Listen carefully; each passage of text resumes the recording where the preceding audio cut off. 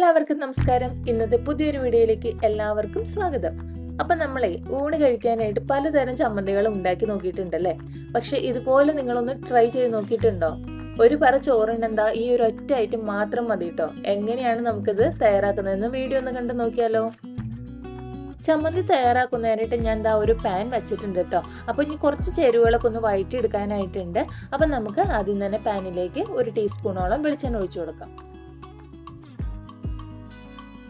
അപ്പോൾ മൂപ്പിച്ചെടുക്കാനായിട്ട് ഞാൻ എന്താ ഇവിടെ കുറച്ച് ചുവന്നുള്ളിയും വറ്റൽമുളകും വെളുത്തുള്ളി എടുത്തിട്ടുണ്ട്. ചുവന്നുള്ളി ഒരു 20 അല്ലിയോളം എടുത്തിട്ടുണ്ട്. ഇത് തീരെ ചെറിയ ചുവന്നുള്ളി ആയതുകൊണ്ടാണ് 20 എടുത്തത്, അല്ലെങ്കിൽ ഒരു 15 മതിയാവും.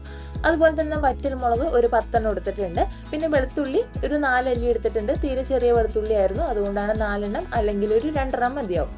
അപ്പോൾ നമുക്ക് ഇനി ഈ ഒരു വെളിച്ചെണ്ണയിലേക്ക് നമ്മുടെ വറ്റൽമുളകൊന്ന് ഇട്ടിട്ട് ഒന്ന് വറുത്തെടുക്കാം.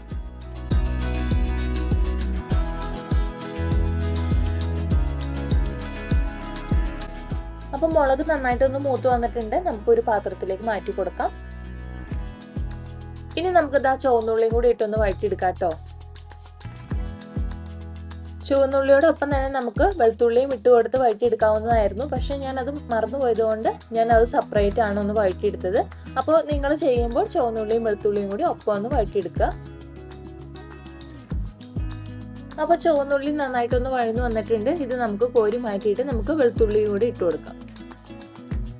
ഇനി നമുക്ക് ഈ മൂപ്പിച്ച് വെച്ചിരിക്കുന്ന നമ്മുടെ ഉള്ളിയും മുളകും വെളുത്തുള്ളിയും കൂടി ഒന്ന് ചതച്ചെടുക്കാന്നുള്ള ഒരു പരിപാടിയും കൂടി ഉണ്ട്. അതിനായിട്ട് ഞാൻ എന്താ അവിടെ ഒരു കല്ലെടുത്തിട്ടുണ്ട് കേട്ടോ, ഒന്ന് ചതച്ചെടുക്കാനായിട്ട്. അപ്പോൾ നമുക്ക് വേണ്ടി മിക്സിയിലും ചെയ്തെടുക്കാം, പക്ഷേ കല്ലിൽ ചെയ്യുമ്പോഴായിരിക്കും ഈ ഒരു ചമ്മന്തിയുടെ കറക്റ്റായിട്ട് ഒരു ടേസ്റ്റ് കിട്ടുന്നത്. അപ്പോൾ കല്ലിലേക്ക് ആദ്യം തന്നെ ഞാൻ വറ്റൽമുളക് ഇട്ടൊന്ന് ചതച്ചെടുക്കാനായിട്ട് പോവുകയാണ്. അങ്ങനെ വറ്റൽമുളക് നന്നായിട്ടൊന്ന് ചതച്ചെടുത്തിട്ടുണ്ട്. നമുക്കിനി നമ്മളിത് മൂപ്പിച്ചെടുത്ത സെയിം പാത്രത്തിലേക്ക് തന്നെ ഒന്ന് കോരി മാറ്റാം. അടുത്തായിട്ട് ഉള്ളിയും വെളുത്തുള്ളിയും കൂടി ഒന്ന് ചതച്ചെടുക്കാം.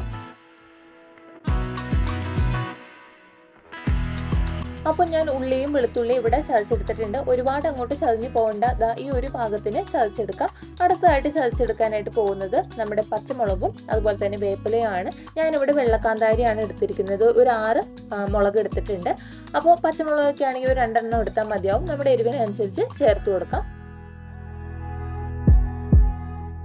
അങ്ങനെ വേപ്പിലയും പച്ചമുളകും കൂടി നമ്മൾ ചതച്ചെടുത്തിട്ടുണ്ട്. ഇനി നമ്മൾ മുളകും ഉള്ളിയും ചതച്ച സെയിം പാത്രത്തിലേക്ക് തന്നെ നമുക്കിത് ഇട്ട് കൊടുക്കാം. അപ്പോൾ ഈ ഒരു ചമ്മന്തിക്ക് പുളിക്കായിട്ട് നമ്മളിവിടെ എടുത്തിരിക്കുന്നത് വാളംപുളിയാണ്. അപ്പോൾ വാളംപുളി ഇത് നന്നായിട്ടൊന്ന് പിഴിഞ്ഞ് ഇതിന്റെ ചാറ് നമുക്ക് ഇതിലേക്ക് ഒഴിച്ചു കൊടുക്കാം.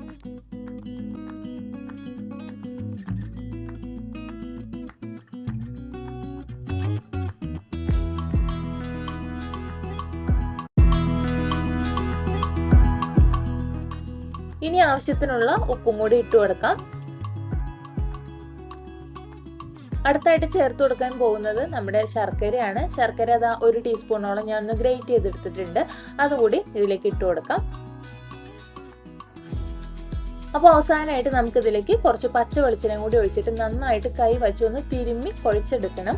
അപ്പോഴാണ് ഇതിൻ്റെ ഈ ഒരു പച്ച വെളിച്ചെണ്ണ ചേർക്കുമ്പോഴാണ് ഇതിൻ്റെ എരിവും പുളിയും മധുരവും എല്ലാം നല്ല കറക്റ്റായിട്ട് ബാലൻസ് ആവുകയുള്ളൂ. അപ്പോൾ നമുക്ക് നന്നായിട്ടൊന്ന് കുഴച്ചെടുക്കാം.